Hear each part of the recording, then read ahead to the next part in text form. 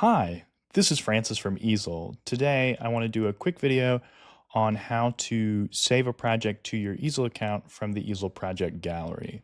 And it's a really quick process, but I wanted to just highlight two parts of that really quickly. So we'll go to the gallery and I'll just pick a project here. We'll do this one here. And once you've found a project that you want to copy, you can preview what it's going to look like in Easel by selecting Preview Project.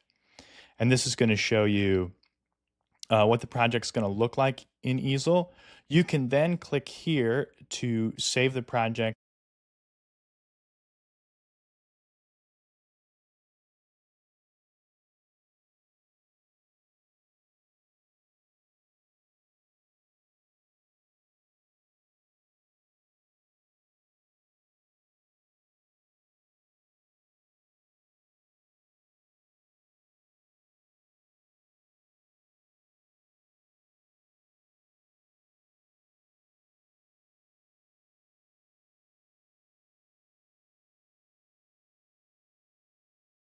You can save a project from the Easel project gallery. Have a wonderful day.